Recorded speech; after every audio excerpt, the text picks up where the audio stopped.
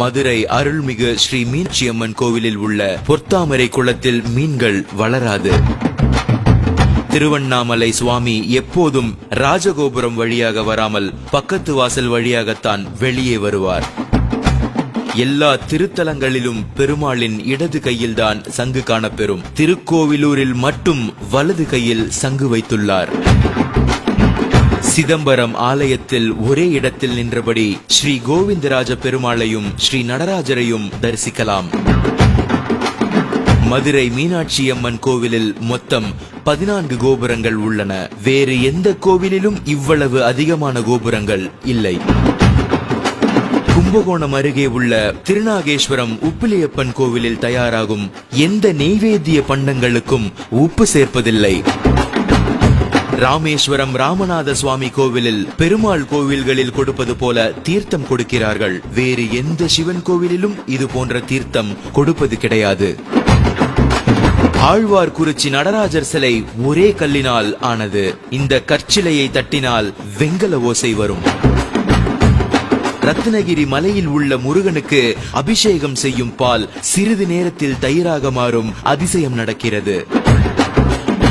மூலவரே வீதி வலம் வருவது சிதம்பரம் நடராஜர் மட்டுமே. குளித்தலை மணப்பாறை வழியில் ஐவர் மலை என்ற ரத்தினகிரி மலை உள்ளது. இம்மலை மேல் காகங்கள் பறப்பதில்லை. கன்னியாகுமரி மாவட்டம் தக்கலை அருகிலுள்ள கேரளபுரத்தில் சிவபெருமானுக்கு கோவில் உள்ளது.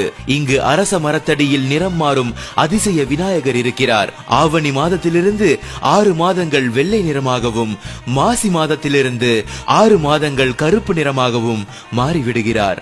சந்திரகாந்த கல்லால் உருவாக்கப்பட்ட இந்த சிலைக்கு இப்படி ஒரு சக்தி இருக்கிறது.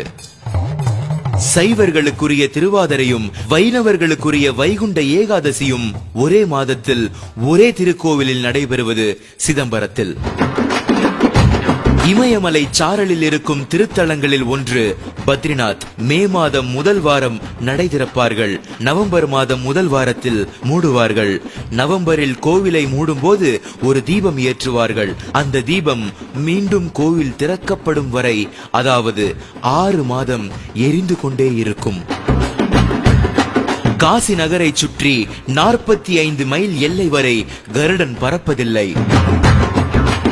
சமயபுரம் ஸ்ரீ மாரியம்மன் உட்கார்ந்த கோலத்தில் மிகப்பெரிய திருமேனி. இவ்வளவு பெரிய ரூபமுள்ள அம்பிகை வேறு எந்த கர்ப்ப கிரகத்திலும் இல்லை.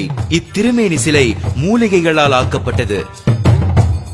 தேனி மாவட்டம் கம்பம் அருகிலுள்ள சுருளிமலை குகையில் விபூதி அள்ள அள்ள வந்து கொண்டே இருக்கும்.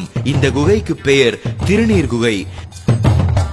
சென்னிமலை முருகனுக்கு அபிஷேகம் செய்யும் தயிர் புளிப்பதில்லை.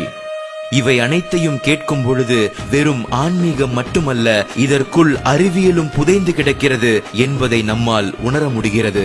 வாழ்க முன்னோர்கள், வளர்க நம் வாழ்வியல். இதை போன்ற அதிசயங்கள் உங்களுக்கும் தெரிந்தால் கமெண்ட் செய்யுங்கள். இதை மற்றவர்களுக்கு தெரிவிக்க ஷேர் செய்யுங்கள்.